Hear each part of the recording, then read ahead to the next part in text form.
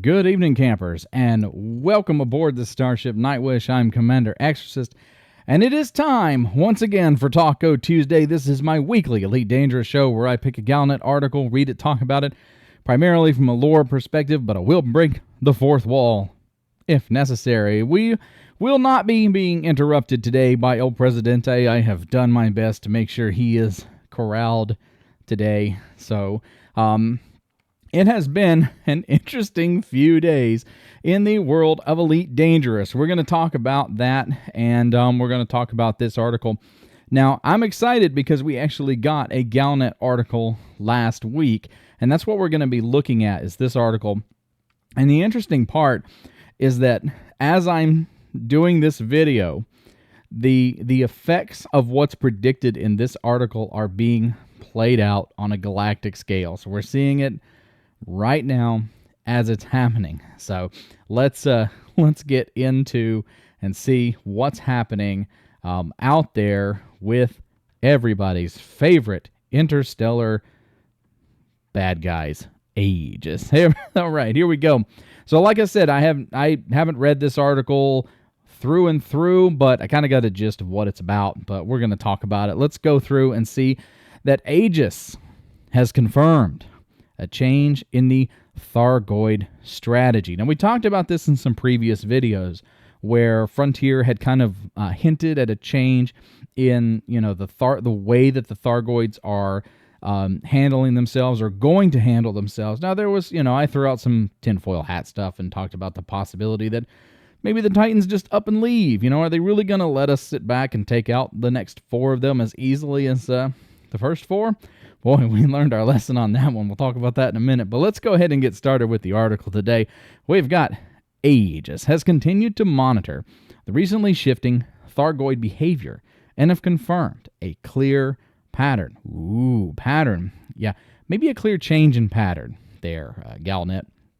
Expansion efforts have slowed in recent weeks, with experts theorizing that this change in the Thargoids was a precursor to a change in overall strategy.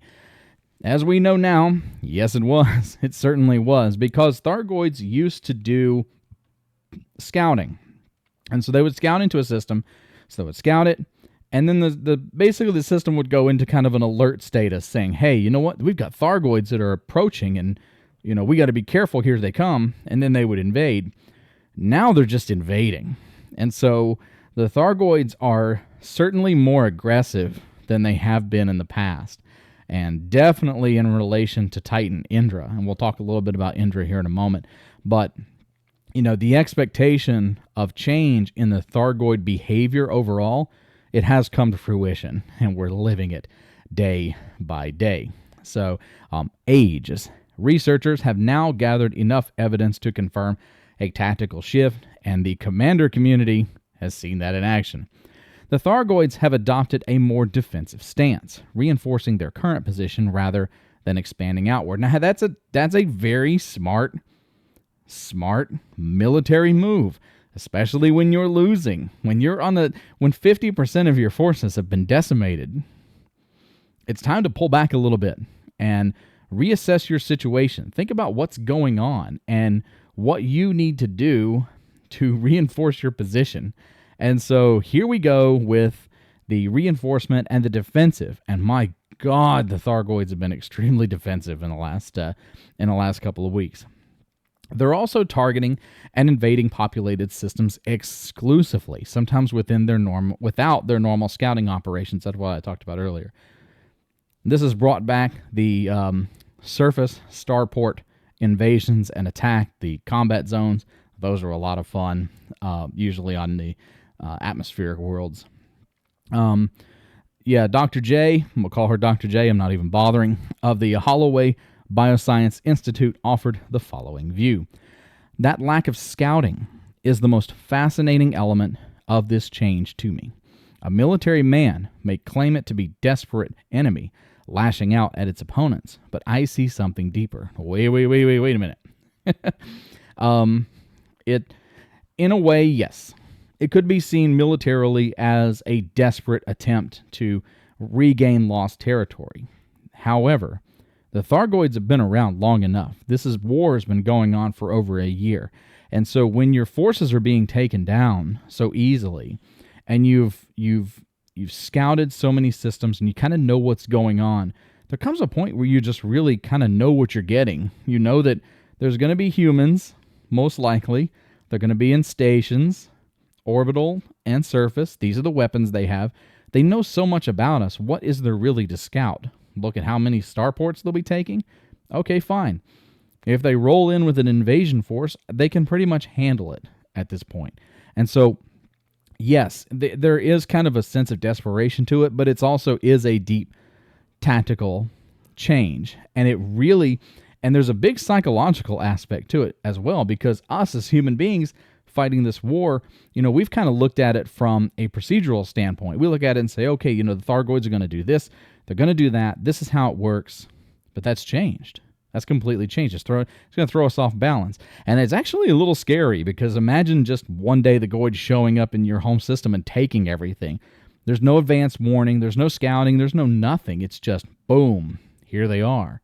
So it's definitely something to be worried about, for sure.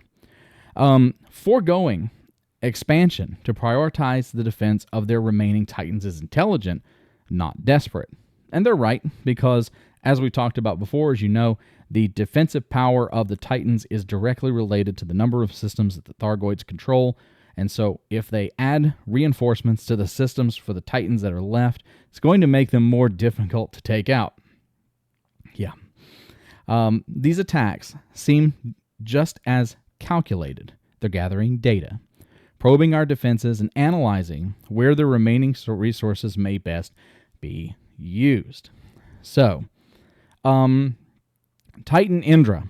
At the time this video is going live, Titan Indra has entered into its meltdown status. Yes, on a Tuesday, we are going to get a Titan explosion.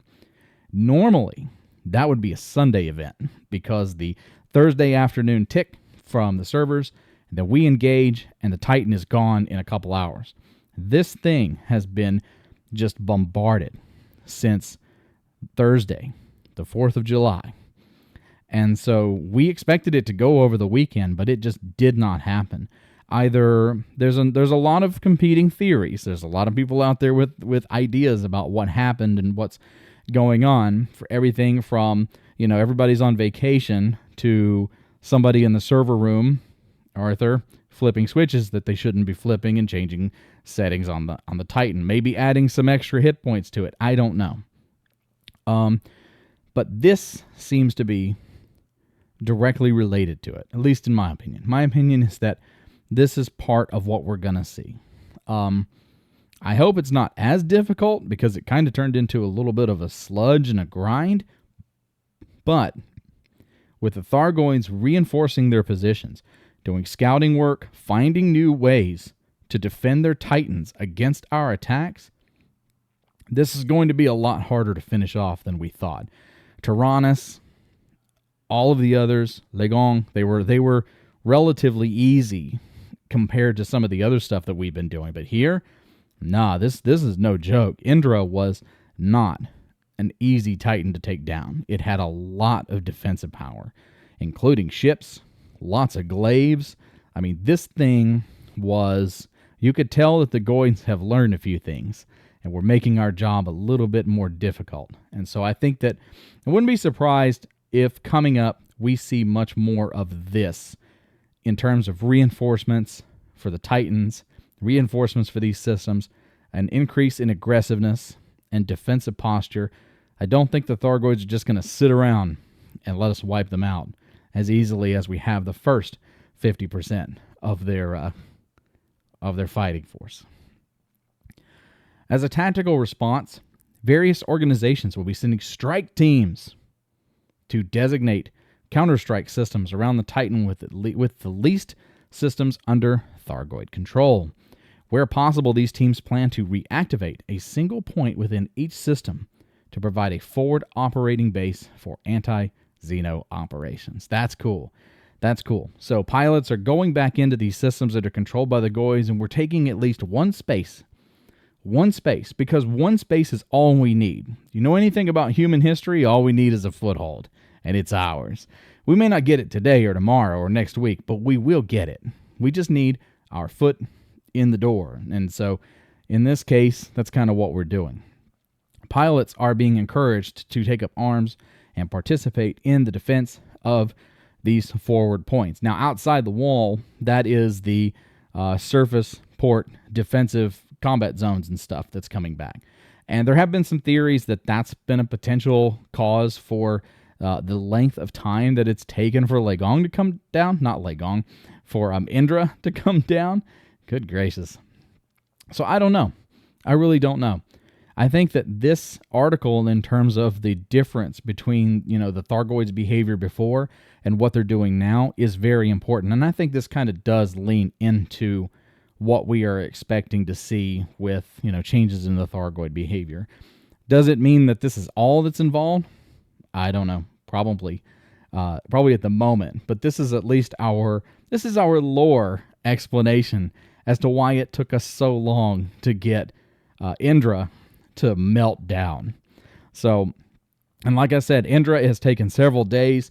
I've made almost 4 times as many credits on Indra as I did on any other Titan, and it's just been really something to see the level of damage that this thing took and the amount of defenses that it had, both entering into the system and inside the Maelstrom itself. I mean, more glaives than I've seen in a long time, and I believe wholeheartedly that that's intentional. I don't think that's a fluke, that, I get 3 or 4 runs on a Titan and then all of a sudden glaives show up everywhere. It's like, the Thargoids are learning and they are adapting to our methods. We've got to be careful going forward. I think it's only going to get much more difficult.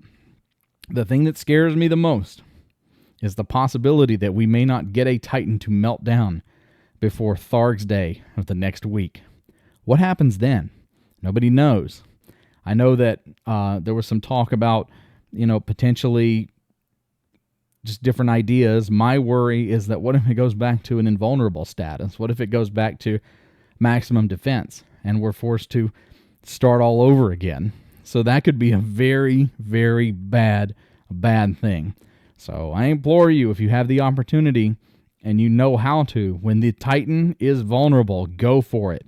We've got to get these things gone, because if we all kind of sit back and get relaxed about it now, we run the risk of reinforcing their positions. Because can you imagine what a psychological defeat it will be for humanity if we have an opportunity to take down a Titan and we miss it?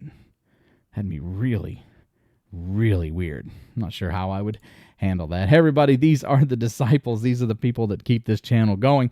If you would like to support my work, patreon.com/Commander Exorcist.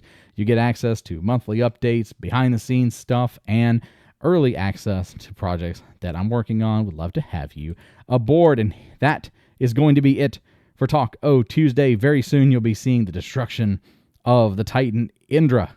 After all the hard work that the community has put into it, another Titan will be going down, and that only leaves 3. Who will be next in the grand lottery that is the fall of the Titans? Who knows? I can't wait, because I'll be there, and I hope you'll join me. Hey everybody, thanks for hanging out with me tonight. I'm Commander Exorcist. Take care, fly safe, and I will see you out there. Good night.